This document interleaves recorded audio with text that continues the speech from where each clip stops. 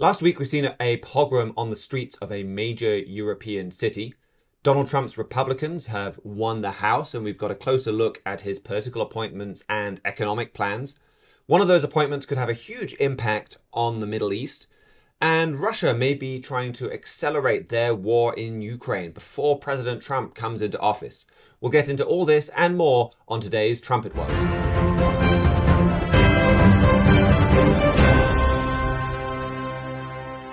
Welcome back to Trumpet World. My name is Richard Palmer, Assistant Managing Editor of thetrumpet.com, and Hitler and the Nazis are back in the USA. That is what we've heard from European news for more than a week now. But a massive and shocking piece of news from Amsterdam last Friday exposes that as a lie. If we're worried about neo-Nazis, it's not the United States White House that we need to look. It is radical Muslim immigrants that have come into Europe en masse and are being permitted to carry out just extraordinary attacks on Jews that come straight out of the 1930s. Last Thursday, Israel's Maccabi football team faced off against the Dutch Ajax in Amsterdam. A lot of Israeli fans came to watch that match. After the game, we saw shocking footage come out of mobs hunting down Israelis and really just anyone that is Jewish for that reason alone. There was all kinds of footage of people hunting down, demanding to see passports for people to prove whether they were Israelis. There were mobs lying in wait for people on street corners. There were reports of cars deliberately trying to ram individuals. And we saw some incredibly disappointing responses from all kinds of authorities. We saw very quickly major media outlets around the world, including the BBC, trying to kind of put more blame on the Jews and shift the narrative, try and make it sound like the Jews had provoked this, that these Israeli football fans had behaved aggressively and provoked this, when A, there was very little evidence, and of course B, tearing down a few flags or making some chants the way that they were accused does not justify that kind of violence. Instead, what we have seen since then is this looked like quite an orchestrated, premeditated attack, largely made up of Dutch Arab Uber drivers. So there were WhatsApp messages, Telegram messages that we've now seen where they're messaging each other saying things like, tomorrow after the match at night, part 2, Jew hunt. And they're coordinating how to target all of these Israelis and Jews that were coming here. One of the first attacks came near a casino where a lot of these Israeli fans were staying, where the security guard had been sending messages to a lot of these Uber drivers and had been part of it. And this helped kick off a lot of that violence. By the time that the evening was over, 5 people had been hospitalized, dozens more were injured. There were fears that Jews had been kidnapped, that you could have a potential hostage situation. There were worries that people were missing. The Israeli government was so concerned that they sent planes to go and evacuate Israeli citizens, which is just astonishing. Like, this is not Israel having to send in airplanes to bring its Jews out of Syria or out of some North African country where you might typically think about having this unrest. This was a Western, sophisticated European capital. The type of place that you'd have thought had really committed to never again. And what made this all the more poignant was that this attack came just a couple of days before the anniversary of Kristallnacht. This start or milestone in Germany's persecution of the Jews in the lead up to World War II.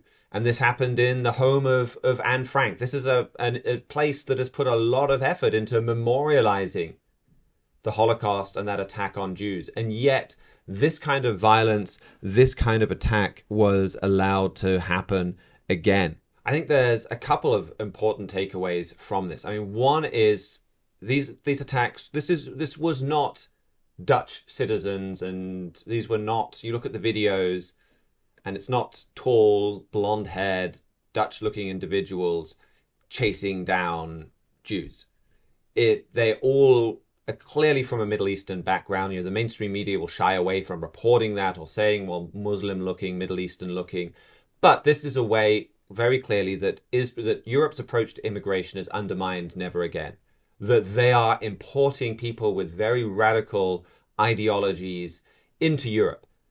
And that, I think, is an important takeaway. But at the same time, you do have this response that I alluded to from the mainstream, from the media, from authorities that allowed this to happen. I mean, you look at the Dutch police, and you had reports even coming back in October where some whistleblowers spoke out. They said that there were colleagues that no longer wanted to protect Jewish targets or events. So, where the Dutch police, this was ahead of the attack. This wasn't in context of that particular attack. But if the Dutch police are saying we don't want to defend Holocaust museums because we don't want to be defending Jews, did that impact how well policed this event was in Amsterdam? So you see it in the Dutch authorities' response. And like I said, I think you see it in the way that this was reported around the world, and that there was a big push from left-wing media outlets initially to try and blame the Jews for somehow triggering this, which is exactly the same way that they responded to October 7th. Like, you get this massive, outrageous attack from terrorists with a Nazi ideology, and immediately a lot of the media try to make out that somehow it's the Jews' fault. You had the same thing in Amsterdam. And of course, the news comes out many days later showing actually these attacks were premeditated. They came several days in advance. That people were planning these attacks. This wasn't a response to what Jews were doing. But I think also, just like, this is from a New York Times article, even after this came out, where it talks about Israelis desecrating the Palestinian flag. I mean, the way that they described that just really got me. I mean, how many videos have you seen of radicals across the Middle East burning the Israeli flag? And that's never described as desecration in the Western media. So yes, a lot of this story is about imported anti-Semitism from the Middle East. But when you look at some of this response from authorities and from the media outside, and media outside of the Netherlands as well, and you also have a story of more institutionalized anti-Semitism and authorities that, okay, maybe they're not actively conspiring to attack Jews, but they don't really have a massive problem with it happening. And I think that also shows, has Europe really learned the message of never again? And Simon wrote a lot of this up. I've been summarizing his article, and he's sitting right next to me because we're going to go to the Middle East later in this discussion. I would like to bring you into this now. See, do you have anything to add? Anything of significance that I've missed out, because you got into this story in quite a bit of detail? There may have been, I guess you could say, willful negligence on the part of some of the Dutch authorities. The Mossad, Israel's foreign intelligence agency, sent warnings to their counterparts in the Netherlands that something like what we saw was going to happen. And apparently the Dutch authorities, the federal authorities, just let it slide. And the mayor of Amsterdam, for her part, said, yeah, we got no warning from anybody higher up from us that anything like this was going to happen. And there is an investigation going on right now in the Netherlands to see what exactly went wrong. But an Israeli team coming into a big European city with a large Muslim population, at the very least, it should not have taken a warning from the Mossad for at least some people to be wondering something like this could go a bit dangerous, and at the very least take some of those warnings seriously. That didn't happen, and there are a lot of questions as to why not. Tying in with the overall context, I think it's interesting if you look at parallels, say, with Kristallnacht. We look at that today as like that was one step before Auschwitz. Like it was the building block, etc. At the time, I mean, Hitler was in power for a few years now. Everybody knew that he was a dictator and he did not like the Jews. But a lot of people in Germany and a lot of people observing outside of Germany looked at that and going, whoa, that was way too far. Look at those barbarian, those brown shirts or whoever, doing this thing to these innocent people, and to the point that where Hitler gave a speech not too long after, and he didn't even reference what had happened. He talked about other things because he knew how controversial it was. Even, again, if this is just or mainly a problem within the radical Islamist community within the Netherlands, just because there's a lot of people that are outraged about this, and there are a lot of people in the Netherlands, including the government there, that are really shocked at what happened and are wondering why it happened and condemning this and thinking about ways to move things forward. But that doesn't necessarily mean that this was a one-off episode and that everything's stable except for maybe this small segment of society and we're going to be fixing the problem immediately. It's symptomatic of the global climate that we're in, with all the protests we've seen in other European capitals like London and Paris, of hundreds of thousands of people desecrating the Israeli flags and a lot of other things, and the government letting that go, and a lot of ordinary people being among the, shall we say, the jihadi crowd. I think that's a good point. Like, it's a two-pronged problem. It is a radical Muslim Islam being imported into Europe problem, no question.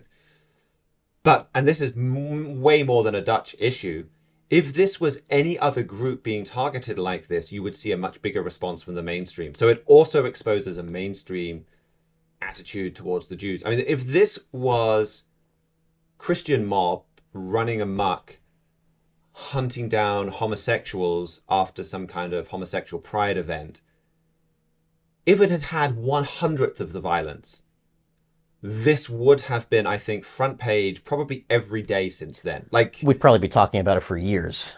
Yeah, exactly. And there would be, there were 63 arrests, I think, from this. Maybe there's been more since then. I think you mentioned in your article those arrests were mostly related to things that happened prior to that running amok. But you would have thousands of arrests if this had been, say, a Christian group targeting homosexuals. If it had been Muslims that had been attacked by some other group, again, I think this would be absolutely, absolutely massive. I mean, you look at in Britain with Sir Keir Starmer, or Tootia Keir as he's been christened, how many people have been arrested for the so-called anti-Muslim riots that took place over the summer? And they were a lot less violent. I said it was a lot less one-sided. There was some violence. There was violence on both sides, people confronting each other.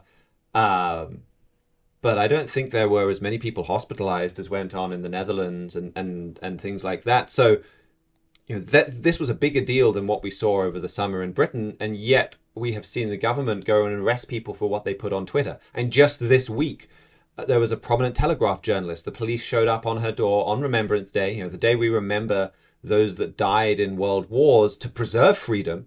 And the police are knocking on her door saying, "You've been accused of a hate crime." She thinks it's related to coverage of that attack. She said, "Well, who's my accuser? What am I accused of?" They said, "Well, we're not allowed to tell you what you're accused of. And in fact, you can't call your accuser. They're the victim." So the police have apparently judged her guilty before she stood trial. That's the kind of thing we saw when there was accusations of violence against Islam. But when it's violence against Jews, we'll move on. Like, it became a big news item for a day. People have kind of forgotten about it already. There is no big outcry. And of course, this is sorry, go on. Okay. The Free Press actually had a really good take on it. They, fortunately, I can't remember the guy's name, but they had a columnist who was a member of the Netherlands Jewish community. And their take was they're surprised that more people are surprised at what happened, because the Netherlands, as well as many other countries, has been struggling with this kind of problem for years, with blatant, jeering about being Jews from people on the street. And the government's usual response to that is maybe a barbed wire and bulletproof glass in synagogues, and then outreach programs for interfaith dialogue. When people are trying to kill you, interfaith dialogue is I guess you could say, a cop-out excuse for, we don't really want to deal with the problem. We don't think it's that serious enough. We're just going to keep doing what we're doing. If you live in Europe and have never visited a synagogue, it is eye-opening to go to I remember the first time I went to a synagogue about 2 decades ago. This is not new. This is not new at all. I mean, maybe a decade and a half. And it's one of the highest security buildings I'd ever been to. You can't have a window that is not barred. And the whole perimeter has to have a fence with a single point of entry. And if you've got people coming and going, generally you'll have to have someone on guard. That was 15 years ago. Synagogues in Britain have to be fortified compounds almost because of the attacks that are just part of a normal part of that. Like, and again, if any other community had to live like that, that wouldn't be tolerated and it would be thought of as and I had no idea that that is what synagogues were generally like until I visited one. And it is a much wider systemic problem. Even going back to some of these attacks, you had like a Jewish youth soccer team in Berlin around the same time having to be put under police protection after they were attacked by a pro-Palestinian mob. And they were shouting, they were chasing people with knives, spat at during the game. France is, I was reading an article a few days ago, they're ramping up their security as they're preparing for an Israeli game there. If you remember the Olympics, the Israeli team had to have all kinds of extra security as they were going on.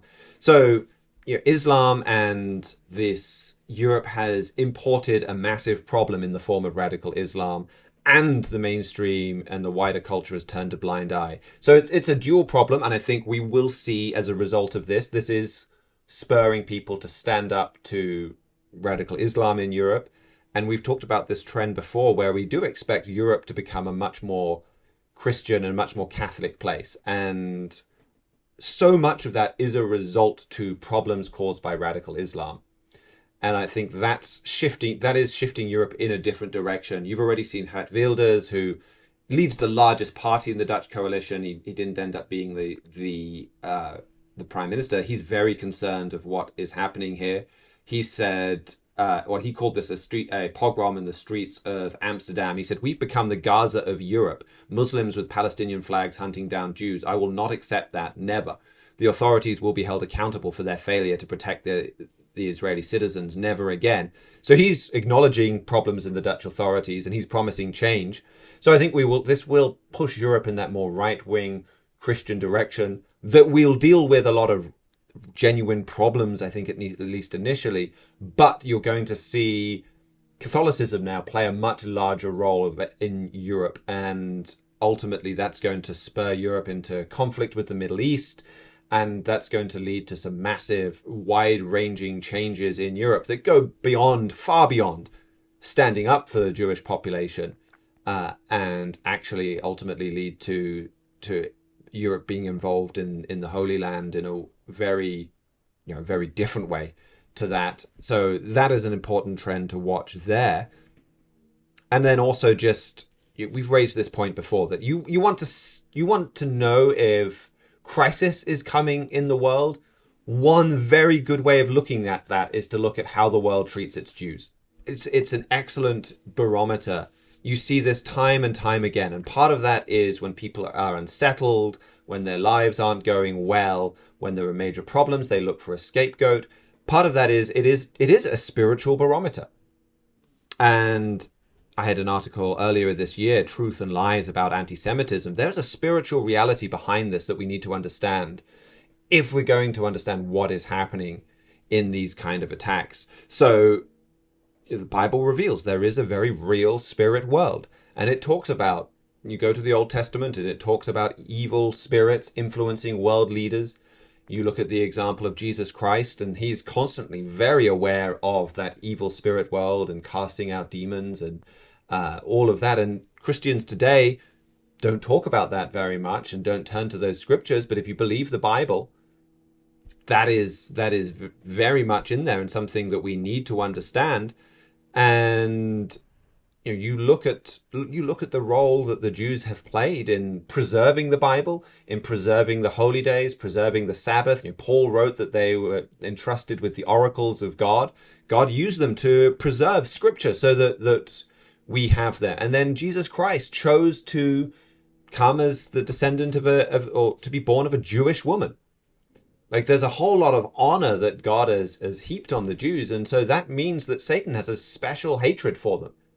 And so as you see Satan being more involved in world news, and him being allowed to be more involved in world news. And here, we talked last week, and we'll talk a little bit more in a second, about he's raising up a Holy Roman Empire in Europe that he's going to use to punish the modern day descendants of Israel, or he's going to use to attack the modern day descendants of Israel. one symptom of that is rising anti-Semitism, and that spiritual reality also plays an important part of that. I think that's also an important explanation for what we're seeing and why society considers it appropriate or doesn't have a massive problem with Jews being attacked. It's a much wider problem than just radical Islam. And it is the fact that it is that much wider problem is a sign of the rising Holy Roman Empire. And I think that's why we're seeing this going on in Europe right now. And of course, it's not the only important story going on in Europe right now. Just to give you an update on the German election story that we were talking about last time. Germany's election date, it looks like that's being brought forwards. A lot of the country was outraged by the very slow pace that we talked about on last week's show. So instead of dissolving the government on January 15th, and holding elections in late March, it now looks like Germany will dissolve its coalition in December and then hold elections on February 23rd. There are a lot that want things more quickly. The centre-right Christian Democratic Union, they want parliament dissolved now and elections in December, for example. But they've accelerated that time scale. Keep watching that important story as Germany now gears up for elections, and as Germany already now has a leadership void. What for a strongman to come to the fore and take advantage of that leadership void. The New York Times commented on this earlier in the week. They had an article, Missing in Europe, a strong leader for a new Trump era. The world sees this, that Europe is missing a strong leader. And it's not just at the German level that Europe's leadership is really struggling and there is really a complete absence of leadership. The coalition that leads the European Parliament is also at risk of falling apart. It's a centre-left, centre-right coalition, and each centre-right group, like that one, is a coalition of various different European centre-right groups. So that is extra unstable. Arguments over job appointments could make this whole thing fall apart. You've got Spanish parties arguing now over Spain's candidate for EU commissioner, who would have a very senior role in the EU Commission that really is the European kind of government executive. She was the former environment minister. Spain has recently had catastrophic flooding, so there are important questions being asked about the environment ministry and how they confronted flooding and the way they encouraged smaller dams to be destroyed and what responsibility do they bear for that. So there's disagreement within the Spanish parties that are both meant to be part of this coalition about her appointment. There's disagreements over Italy's candidate. All of this could lead to the European level government and this coalition that's been forming for months now falling apart. It's a reminder that the EU level leadership is also ineffective and an absolute mess. And really, we're looking for a strong German leader to come through and take the reins, not just for Germany, but all of Europe. And so when you see Germany in disarray, Europe in disarray, like we outlined in the show last week, we've been warning for years that a strong German leader will come in, and he'll come in through unorthodox ways. We've got an article coming in the next Trumpet print edition from Trumpet editor-in-chief Gerald Flurry about this. He compares it to kind of the way Kamala Harris was parachuted in as the Democratic candidate, where in that case there was that situation of, okay, there's an emergency, Joe Biden did terribly at a debate, we don't have time to have the normal debates and primaries and votes and all of that would go into selecting a Democratic candidate. We've kind of got to parachute someone in. And you're saying, well, you'll see something very similar in Europe. That's the Kamala is an example of what we have been pointing to and saying for years you would see in Europe. And you could really see how for Germany and Europe being a mess, that could very easily happen. So keep watching there. And another symbol, I think, of Europe falling apart comes from the Netherlands announcing they're going to withdraw from the Schengen zone this week. So this is probably the biggest, most visible symbol of European success, that you can travel to France and then you can cross into Belgium and the Netherlands and Germany and Switzerland and Italy, all without having to stop and show your passport. Like there used to be border checks along all of those where you would have to stop, and it would be like crossing the US to Canada border and show your passport and how long are you going to be here and when do you, what's business or pleasure and all of that. That's been gone. But a lot of that is starting to come back as countries put up their own borders. So Germany, Austria, Denmark, several others initially put up border restrictions. France put up their borders again. That was, I think, November 1st. Now the Netherlands say that they're doing it. Borders are going up all over Europe. Like the European Union is failing and they desperately need leadership. So keep watching that important story. Well, talking of leadership, we're getting a better look at the leadership coming into the United States and how that's going to impact them and countries around the world. We'll turn now to get an update for that from Andrew Miiller. Yes, it is really amazing to see what Donald Trump has accomplished in just a week's worth of activity. He's filling cabinet posts and really clarifying his incoming presidential agenda. And one of the things that's going to be of interest, not just to people in America, but to people around the world, is his economics agenda. Now, here in America, the exit polls indicate that about 2/3 of American voters, roughly 68%, think that the American economy is in poor condition. And about 70% of those people who think the economy is in poor condition voted for Donald Trump. These are really the two big policy issues that brought Trump back into power, is American concern over the border crisis and American concerns over the economy. So Trump's very eager to reassure people that the economy in America is going to change. And that's really one of the actions he's already taken, even though he's not going to be president until January, is he's launched a new task force called the Department of Governmental Efficiency. It's going to be headed up by Elon Musk and Vivek Ramaswamy. And this task force, it's going to be very transparent. Elon Musk owns X, so he's got a large social media bullhorn to use, where he's basically just going to be going through the government, department by department, and publicizing for everyone in the world to see how much waste there is in the U.S. government. And then by publicizing this, you can actually start building a public movement, that's the plan anyway, against governmental waste. Trump's given him a deadline. America's 250th anniversary, the 250 years since the Declaration of Independence, is coming up in 20 months on July 4th, 2026. And so by then, Trump wants Musk to have a plan in place to make the American government smaller, leaner, more efficient.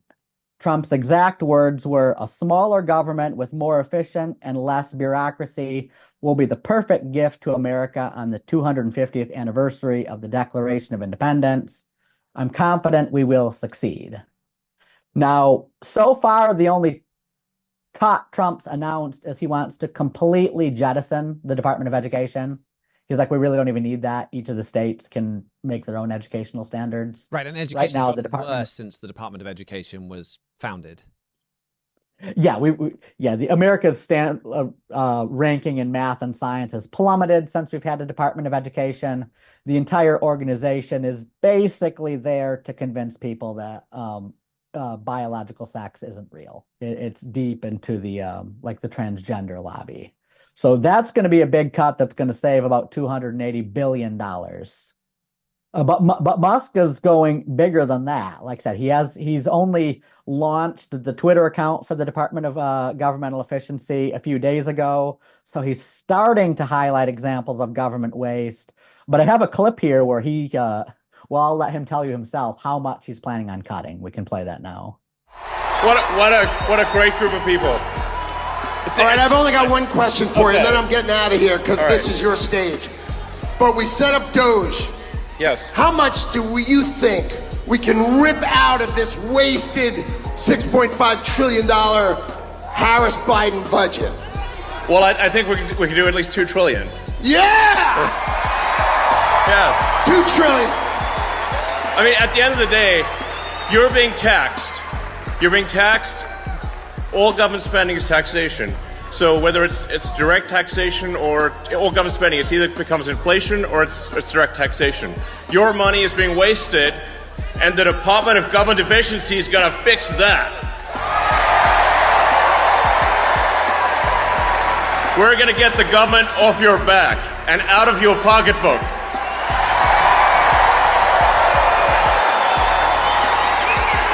And America's just not just going to be great. America is going to reach heights that it has never seen before. Okay, so that clip was from a Trump rally a few months ago, and you see people getting pretty excited because he's saying $2 trillion from the annual budget. Now, Biden's last budget was about $6.5 trillion, and I think he only collected about $4.5 trillion in taxes, or maybe a little more than that. I think the last deficit was $1.6 trillion. So if you can cut $2 trillion from the budget, you're actually running about a $400 billion surplus. Would be the first government surplus since 2001, I think. A huge blessing to America if you can pull that off. And there's a lot of countries, I think, very jealous. I've seen a lot of people in Britain, looking very jealously on what Donald Trump is doing with Elon Musk. I mean, we just heard over the last week or so that the British government spent £100 million. This was part of a high-speed rail project. The total cost of the high-speed rail project was not £100 million. Instead, £100 million has been earmarked to build a tunnel to protect 300 bats. That's the kind of wastage that we have going on. I mean, the British government, they spend about $1 million on academic research into comics and race in Latin America. The government will spend hundreds of thousands on queer music theory studies. Like, we're wasting masses of money that, like, I'm sure the British budget and the American budget, I mean, could probably be cut in half or more, but that would be quite difficult. But there's also, it seems like there's a whole bunch of things that could be cut pretty easily that would instantly save a whole lot of money. Yeah, I mean, and that is actually one of the most amazing things about this project is, like I said, there's some departments like the Department of Education, they just want to completely jettison. But it looks like a lot of what Musk is talking about is not actually cutting governmental departments, but just cutting waste in those departments. Well, I remember looking into some stories like this back when I was writing a piece on the US military, because a lot of people look at the US military and they say, okay, America's spending more on their military than any other country on earth, therefore their military is overwhelmingly more powerful than any other country on earth. And then you get stories like one where the Air Force spent over $300,000 each on coffee cups. Like, that has got to be a seriously nice coffee cup to be worth more than a house. It is incredible the level of waste that is going on in all of these different departments. One thing I have seen others point out, though, is, okay, Elon Musk can come along and have his engineers at Twitter or SpaceX or whatever ask, well, like, is this rule necessary? Is this job necessary? Okay, well, don't do it. When you do the same thing through the government, though, a lot of those rules are laws. And like Congress has mandated that this be done this way. How effective and successful do you think Elon Musk is going to be? Or do you think, like, it feels like we're always hearing from politicians, we're going to go to war on waste, and nothing changes. Do you think we'll see things change? Well, that really is up to the American people, because that is a good point, is like Elon Musk, this isn't like a private company where the CEO has hired an expert to come in and fire people for him. The Elon Musk is putting together proposals on how to cut government waste. And he's being very transparent and highlighting everything he's proposing on social media to the American people, so the American people can see for themselves how much waste there is. Because it's going to have to be the elected representatives of the people who do these cuts. As the head of the executive branch, there are some cuts Trump can make unilaterally just to make his executive departments more efficient. But there's other ones, such as like eliminating entire branches or entire departments, that you can't do without congressional approval. And so the hope is if this new commission highlights how much waste there is, that in the midterm elections in 2026, if people support what's happening, you'll get an even bigger mandate to cut this. Oh, I've written articles before, and we've had other articles before on the Trumpet saying that, like, really the national debt is not just foolish, but it's sinful in that you're borrowing money with no plan to pay it back, and then giving this to your children. So now people who can't even vote are going to basically inherit a bankrupt country. A proverb says that a just man leaves an inheritance to his children's children. And the current Congress has not left any inheritance for the next generation. So you have a moral duty to make these cuts. And it would be, in a small level, even a form of repentance to start making these cuts, not repenting of every sin you have, but at least repenting of the sin of like spending what you don't have and robbing from future generations. And so if Americans get behind what Elon Musk is doing here, you could see some improvement going forward. But we definitely it needs public support in order to make this resurgence permanent. We've prophetically, the verse we've focused on in this case is 2 Kings 14, verses 26 through 28, which God, seeing that Israel's in bitter affliction and using an end-time Jeroboam figure represented by Donald Trump to save Israel temporarily. Trump and Musk can make some unilateral cuts to the executive branch that would create a temporary economic resurgence, but you need a public mandate to make this more than just two guys making some cuts for the next 2 years that just get reversed at the next election. I think that's a really good point about the public support. And I think you see, like, everyone likes the idea of cuts. Everyone says, yes, it's important to me that we don't borrow money and that we fix the but when it gets down to specifics, no one wants cuts that would affect them. And some of that is understandable. Like, I think Social Security, we have been lied to about that for years, where the idea is you save in money and you get your own money back. And so people that have been told, well, that's what's happening, of course, they don't want cuts to the Social Security and pensions and things like that, because that is their money. That has been robbed by governments. That money is gone. It's now funded by some of these are very hard systemic issues to unpick. But nobody wants to accept cuts to something that would affect them.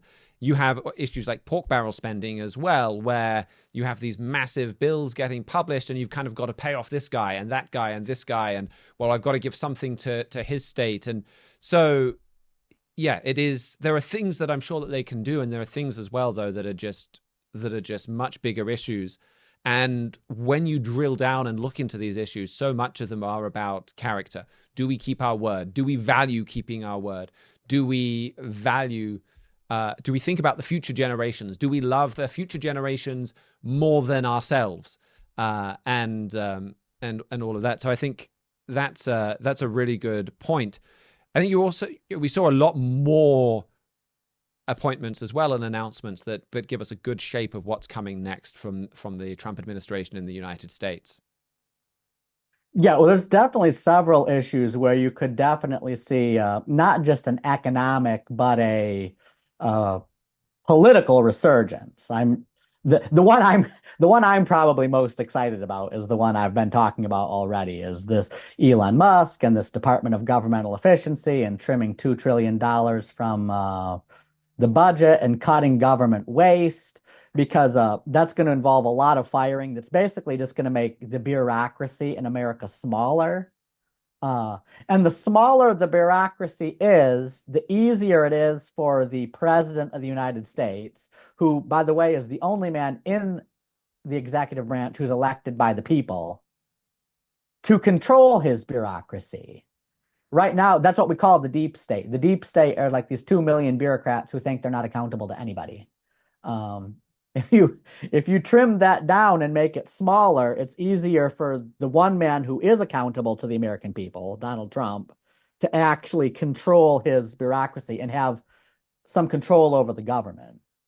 Also, another big one, if I were to pick a second thing I'm most excited about in this Trump administration, is Matt Gaetz's appointment as the Attorney General.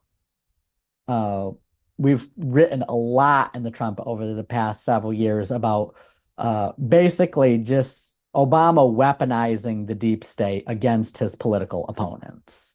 And then all these really almost like treasonous coups with the Russiagate and the Steele dossier and things that they've used to take Donald Trump down.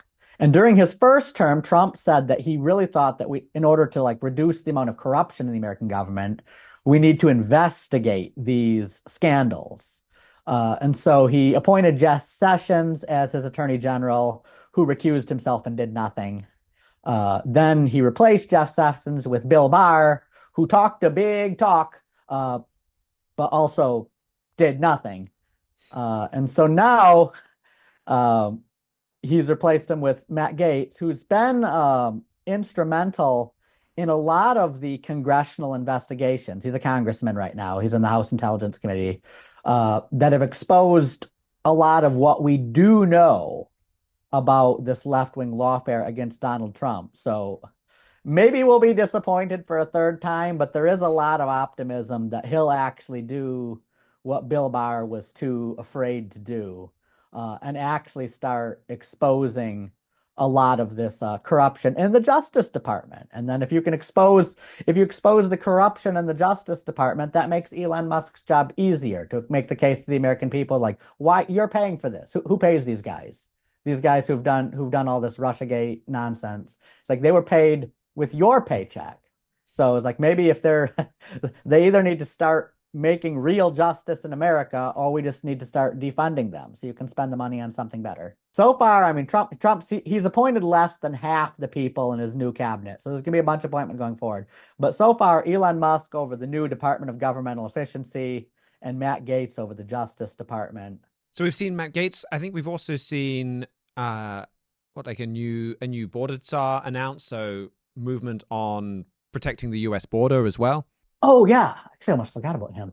So much happening this week. But yeah. But Tom Homan, who he's definitely talking a strong talk. Like I said at the beginning, the two issues the exit polls indicate are the biggest thing Americans want changed with the Trump administration is border security and the economy.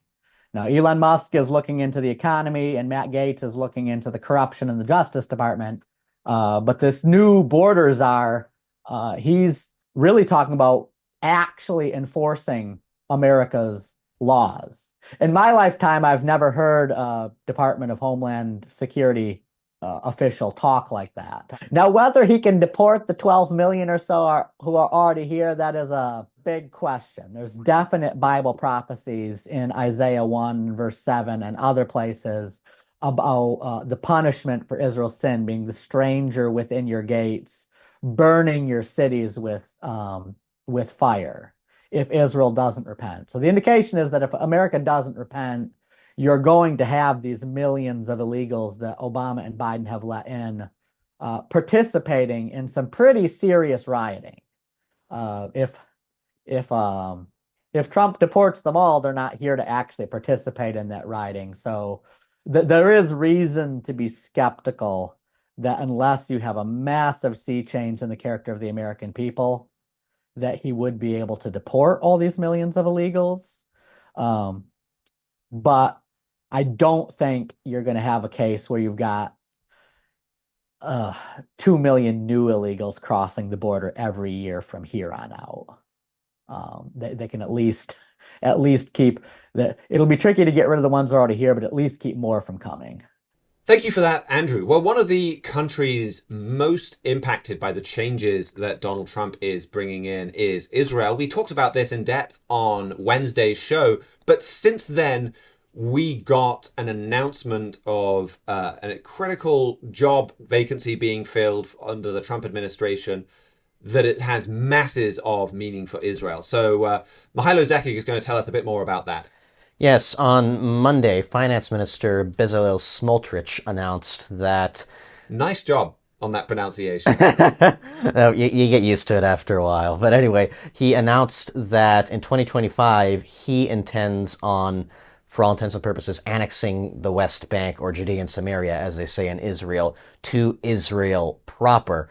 You may think, A, why does the finance minister saying this? And B, why isn't the head of the government saying this? Well, the finance ministry controls funding for what people outside of Israel would term the Israeli settlements inside the West Bank there. So that was sort of his pet project. He's from a settlement, and so he linked this specifically with Trump coming back. Now that America is going to have a president that's going to be more favorable to Israel than what we've seen so far, he tweeted, quote, 2025, the year of sovereignty in Judea and Samaria. Well, the day after Smotrich made that comment, President Trump announced his new ambassador to Israel. I'll read his statement right here.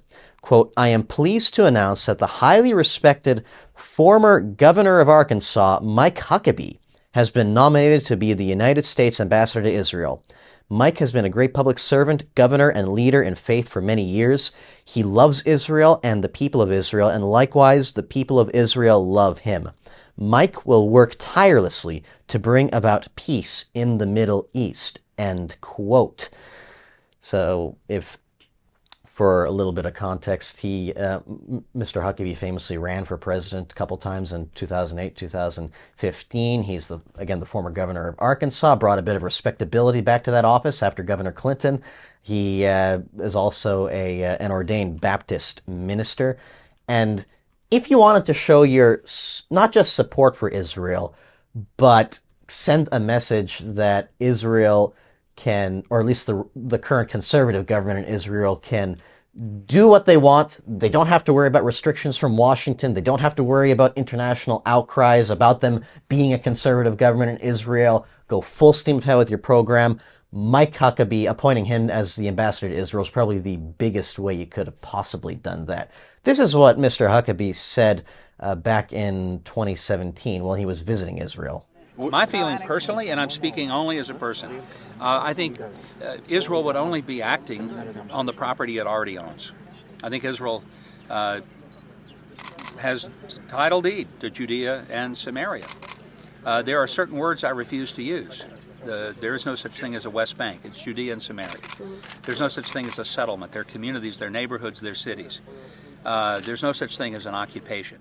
You don't hear anybody in America or in any country outside of Israel talking like that, like saying that Israel should annex the West Bank. Trump, for his part, has not said anything just as of yet, and it's still early days, but the fact that this is being discussed both from the Israeli side and from the American side in these early days, I think sets a very good, at least general vision that we can expect this administration to go down once Trump actually enters the White House. Right, it's still talk at this stage, but it shows that this is probably going to be one of the biggest things under discussion, at least, as Donald Trump sits in the White House. That's what's going to we'd be talking about. And this is another heads explode moment, I think. I mean, we all remember when, was it every US president has promised, I think, was it going all the way back to Bill Clinton? They've promised that they would move the US embassy to Jerusalem and recognize Jerusalem as Israel's capital.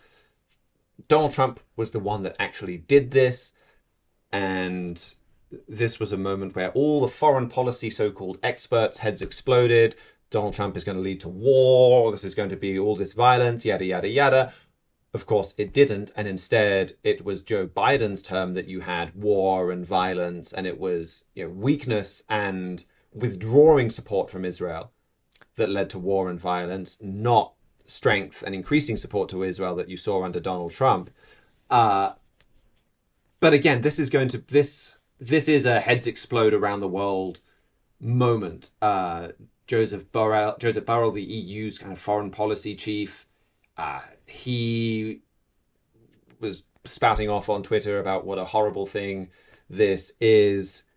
And do you think this is going to be something that will be massively controversial around the rest of the world? Within Israel, there's still political division there. Within the United States, how do you see that? Well, again, it's still early days. Trump is known for making a lot of promises to appeal to his base or to get the ball rolling for certain things, but he doesn't necessarily intend on fulfilling them, like, say, arresting Hillary Clinton, as much as I would have loved to have seen that. But as you mentioned, heads are already explaining. The German government, for their part, have already put out a statement. And I also think it's interesting that this does parallel a little bit with, you go back to his first term in office, and when they introduced the peace agreement, the proposed peace agreement between Israel and a state of Palestine, and it involved Israel annexing a lot of the territory in the West Bank, a lot more than what most of the international community would have been comfortable giving to Israel. And Prime Minister Netanyahu, for his part, said, I'm okay with negotiating on this being the basis of the agreement. That obviously ended up not happening, but Trump has made offers like this before. And I also think Trump is coming into the second administration knowing a little bit more what he can and can't get away with. Before, he was still testing out the waters with a lot of things, and he likes to market himself as a disruptor, but he doesn't want to be too much of a disruptor because this was a new role for him. He didn't know what he could get away with. He didn't know all the repercussions. I think he has a much better idea of that now, and I think he has a lot more thicker skin now in not listening to what other people tell him he can and can't do. So I don't know if this is going to happen or not, but if it was going to happen in some form or another, it would be under President Trump. And I think probably this time he is like he is, his book is Art of the Deal. I think he was coming more the first time in the, well, I can make both sides sit down and we can have a deal. I think having experienced it firsthand, he's probably now much more aware that the Palestinians don't really want a peace process. They don't want an independent Palestinian state. Really, what they want is to kill Jews. You're hearing a lot of his appointees, both for the coming government as well as people surrounding his transition team, like almost all of them saying nobody in Israel right now wants to talk about a two-state solution, and they're putting it diplomatically. But the fact that it's being said across the board suggests that that's what Trump's attitude is towards a two-state solution going forward now. So I think I could see us seeing more just straightforward support for Israel rather than a push for for a peace process and a Palestinian state, the way that things began with initially.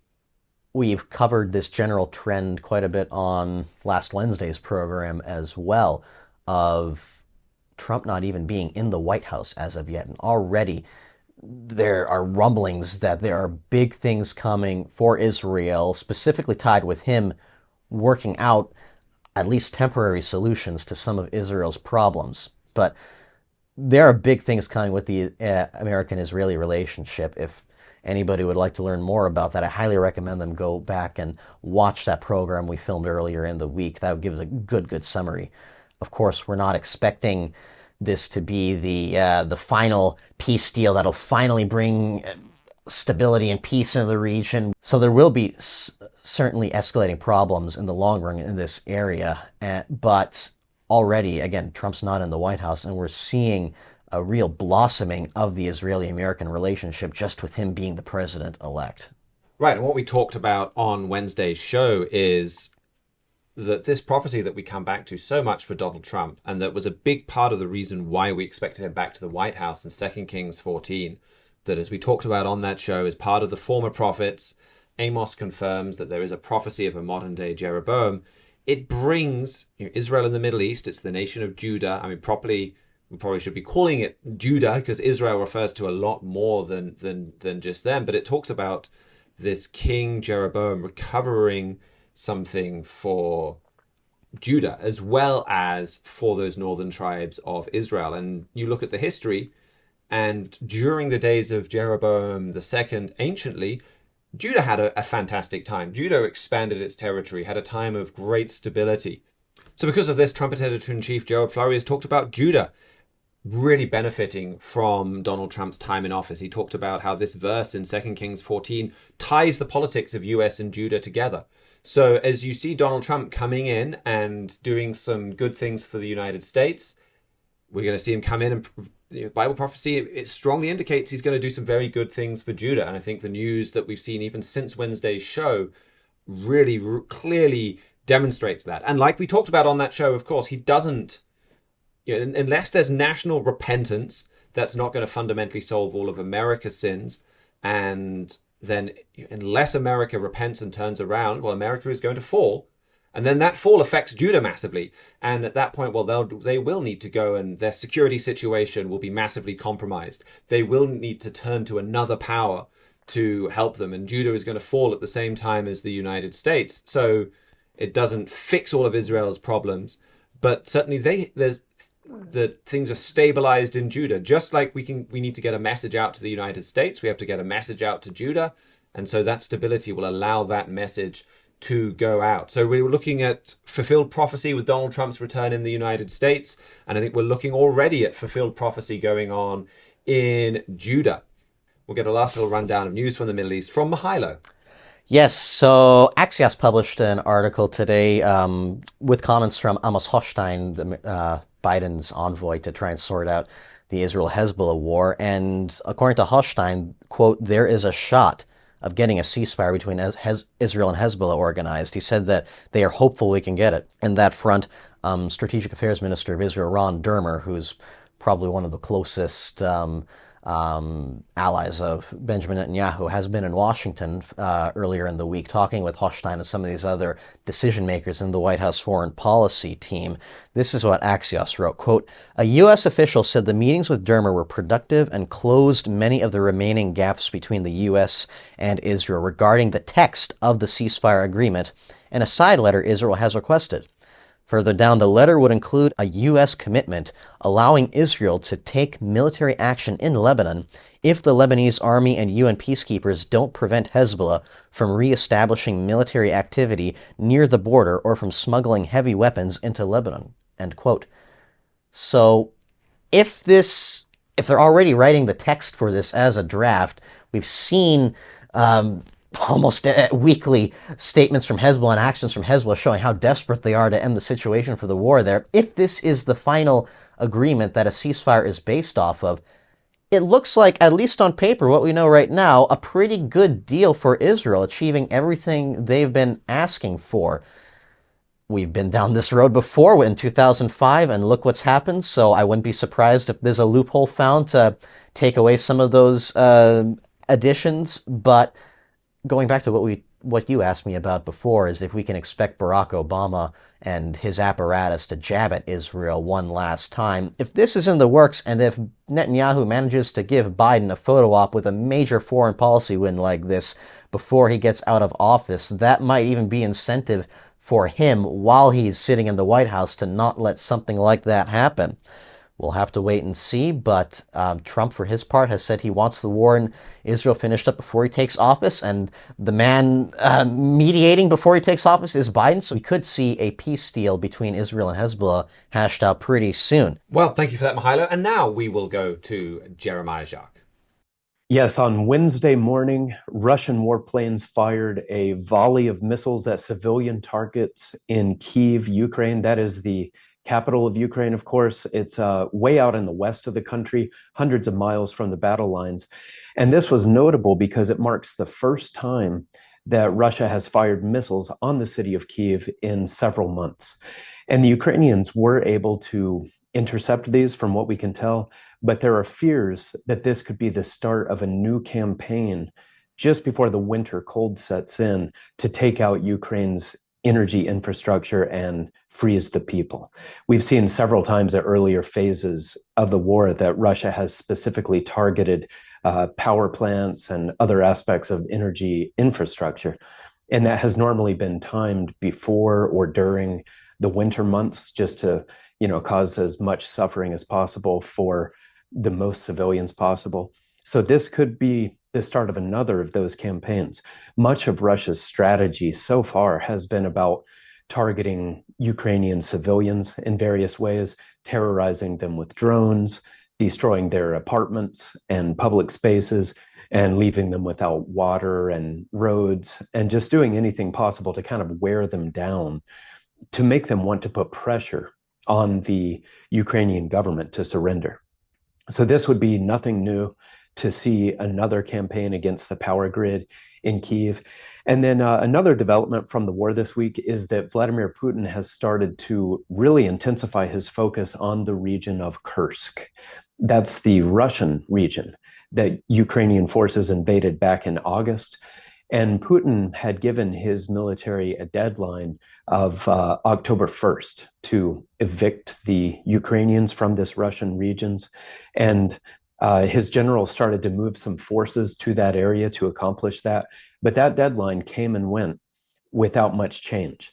And then the next several weeks saw the lines there move very little as well. But this week, Russia has massed tens of thousands of Russian and North Korean soldiers there, and they've started pushing hard against the Ukrainians. So a big offensive is underway here in Kursk. Reports from the area say that the Russians are now launching an assault every 10 to 15 minutes. So, just a remarkable rate of assaults that we see happening there. And the Ukrainians are entrenched very well in their positions here. So it's a difficult task for the Russians, and some very grim records are being broken for the number of casualties per day on the Russian side. Apparently close to 2,000 Russian casualties in a single day, sometimes in partly in this area, but also combined with what's happening in eastern Ukraine. But in either case, this is just a really stunning pace of assaults and just an extremely vicious flashpoint here. And so far, the lines still don't appear to have moved much. Ukraine is still occupying hundreds of square miles of Russian territory here, and it's still forcing the Russians to divert a lot of manpower and other resources away from the real front lines of the war there in eastern Ukraine. But if Putin keeps on concentrating so much of his attention here, throwing so many men into this area, then it's hard to see how Ukraine could continue to hold this for much longer. So there is a lot to keep an eye on here as this full-scale war draws close to the 1,000-day mark. So what do you think is behind this? Is this something that would happen anyway because obviously Putin wants to win this war no matter what? Is there some acceleration because he's trying to, he's kind of got Donald Trump's going to go all out for a negotiated settlement, so I want to grab as much as possible ahead of that settlement? What do you think is behind this action? Yeah, I think it very well could be timed to try to evict the Ukrainians from Kursk before January 20th. Because Ukraine and Kursk was always about bargaining position, I guess, right? Like it was all about they have territory that they're happy to give up in exchange for something that Russia's already conquered.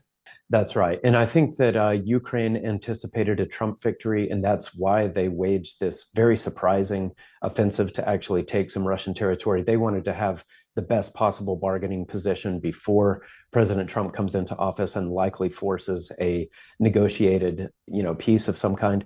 And I think that you're exactly right. I think with the Russians, they want to be in the best position possible come January 20th, in the likely event that that some sort of negotiation is forced. So do you think we're heading for the end of the Ukrainian war on a Russian victory? Like that they are winning? Well, I wouldn't say Russia's winning necessarily. To me, for the last year or so, it looks like both sides are losing. It's very tragic the way this is unfolded so slowly, just at this agonizing rate, bleeding both sides in just heartbreaking ways to watch, really. But it's difficult to really predict what'll happen with Trump in office. Of course, he has on numerous occasions talked about forcing peace, forcing Ukraine to give up some of its people and some of its land in order for Russia to feel that its interests are being, respected in the area. But then this week, you and Mr. Miller and Mr. Zekich there were talking about Trump's appointments. And one of the big ones there is Congressman Mike Waltz, who is a real China hawk and a real Russia hawk. He's talked about actually empowering Ukraine to use more weaponry with longer ranges to be able to strike targets well across the border inside of Russia proper. So that, I think, surprised a lot of those who feared that Trump's reelection would, be kind of an ignominious end for Ukraine, and this negotiated peace that is in the short term perhaps good, but ultimately empowers Russia to just take more of the land and people. So I think we just have to keep our eye on it and see what happens. So this war hasn't been the easy gobble of Ukraine that Vladimir Putin seemed like he hoped it would initially. It looks like maybe he's going to be forced to just take a chunk of Ukraine for now. Another chunk of Ukraine, I should say, given that he took a chunk, of course, 10 years ago, back when he took the Crimea. Is that a major setback? Is that the end of Vladimir Putin that we've heard so much about from Western media? Well, I think that something that we can say with confidence is that whatever happens with Kursk, this area we've been talking about, whatever happens with the power grid in Kyiv, and regardless of any other immediate developments in the war, whatever happens with any of that, we should expect Putin to emerge from all this still in power and actually strengthened. And that's because of what Trumpet editor-in-chief Gerald Fleury has said about the role that Putin will play in a coming Asian alliance. There are several Bible passages that talk about this colossal end-time alliance of Asian nations. There are details about it in the books of Daniel and Joel and Revelation. And then there's one especially detailed passage about this in Ezekiel, chapters 38 and 39. If you look at verse 2 of Ezekiel 38, it says that this Asian alliance will be led by a man that the New King James Version of the Bible calls, quote, the Prince of Rosh, Meshach, and Tubal, end quote. And Mr. Fleury has said that these three names refer to Russia and then to two of its main cities. And he said that this passage is describing none other than Vladimir Putin. And he explains all those passages in detail in his booklet, The Prophesied Prince of Russia. And he holds them up alongside current events to show, really where we are on the timeline. And it all shows that Putin's most consequential days lie still ahead for him. So whatever may play out in the near term, we should expect Putin to live through the current war and then to go on to lead this massive Asian alliance. And we talked more about this issue of what we expect, like Donald Trump's relationship with Russia, what we expect that to do on Ukraine on Wednesday's show. So if you want to know more about that, you can go and look that over. And more has happened in Asia than just that war and even just Donald Trump coming to power or making more appointments. Can you give us the rundown of other stories for Asia? Sure. Yes. First up is South Korea. After Trump's re-election, the South Koreans are talking more and more about developing a nuclear arsenal. President Trump has made clear that he's not happy with some of the details of the U.S. alliance with South Korea. He thinks America pays too much for that. And in the spirit of putting America first, he has kind of implied that he may even be willing to walk away from that alliance. And that's extremely alarming to many South Koreans. They're unsure now if the U.S. would really come to their defense if they were attacked by North Korea or by Russia or China. And so now that Trump is returning, many in the South are saying, we can't count on America. We need to be ready to defend ourselves on our own, and that includes a nuclear deterrent. So their leaders are now debating the development of a domestic nuclear weapon. And a lot of this is intensified by what we see with Ukraine. This war has terrified many people around the world, and everyone understands that Ukraine used to have nuclear weapons, but then America pressured them into giving those up and promised to defend Ukraine if they were attacked. And Ukraine did, of course, give them up, and now they're being ruthlessly attacked and receiving far less American support than they expected to. So the lesson is clear in South Korea. And I think that we should expect more discussions, not just in South Korea, but also in Japan, Taiwan, Germany, Saudi Arabia. Several countries, I think, now are going to be discussing and maybe making moves toward developing nuclear weapons, since America First raises a lot of questions about their security. And I think that we could. Oh, go ahead. I was to say, before you move on to your next story, I think it is really interesting to see this, because we did kind of have this nuclear arms race, say in the 50s, where Tom Lehrer had his famous song "Who's Next," where it seems everyone's getting the bomb, and he says, "Well, we'll try to remain serene and calm when Alabama gets the bomb." But back then, getting the bomb was much harder than it is today. Like, that was cutting edge physics, at least cutting edge applied physics. Now it's not. Like, now a lot of these countries have decades of experience running quite advanced nuclear power stations and things like that. Like, it is not the technological hurdle that it once was. It is much, much more simply about political choice. None of these countries will have a hard time getting physicists and engineers to help them design this. So you can see countries getting the bomb much more quickly than the kind of, I think that the arms race or the nuclear arms race that has kind of been fixed in our imaginations because of how it took place in the 50s and 60s, and then how it's gone on since then in, say, more second and third rate countries rather than modern sophisticated powers. It's a very good point, and I think that that's especially relevant in these, technologically cutting edge nations like Japan and South Korea. I've read analyses saying that in those two nations in particular, the time between their decision to build the bomb and actually having a miniaturized nuclear weapon that they could put on a missile may be as little as 6 or 8 months, just because they've already got the know-how and they're full of engineers and physicists of all stripes. So it really would not, as you said, be the hurdle that it once was. But yeah, I wanted to also squeeze in one other quick story here about India and its trade with Russia. Many Western countries, of course, are trying to reduce trade with Russia, to punish it for its war on Ukraine and to kind of hinder Russia's ability to keep on financing that war. And India is a democracy, and it often tries to portray itself as a partner to the West. So America and other nations had hoped that India would join them in these measures, but instead the opposite has happened.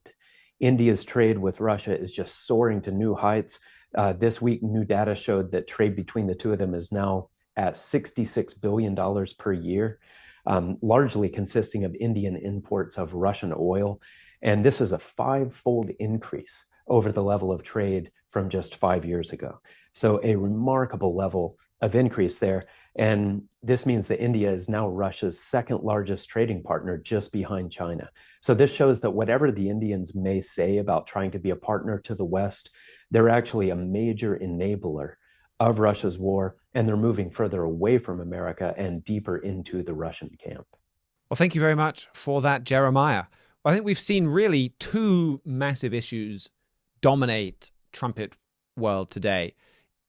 We started with the rise of the spirit of the Holy Roman Empire there in Europe, and then we've spent pretty much the rest of the show talking about the world responding to Donald Trump. And we're working right now on our next Trumpet print edition. These are the big stories in that Trumpet print edition as well. If you're not subscribed, I would really urge you to get the Trumpet. You can sign up for that on our website, thetrumpet.com. It's a free subscription, comes out 10 times a year, so almost monthly. We're very happy to send that to you. It goes out all around the world. You can also download the PDF and look at that too, but the Trumpet print magazine, it's tactile, you can read it. I find it much easier to digest and dig into things in print. So I'd really encourage you to go ahead and get that. There's no other follow-up. We don't sell your address information. We don't bombard you with other information and contact. All we do is we send you a card about once a year saying, hey, do you want to get this magazine? We don't want to waste your time and ours if you're no longer interested. But if you want to keep getting it, we'll be happy to keep on sending that to you. And so that's a great place to go to dig in more detail into what we've talked about on today's show. But the point I really want to leave you with is these two stories are probably two of the biggest, most specific prophecies that we've been focusing on in recent times. The return of Donald Trump and the rise of the Holy Roman Empire in Europe.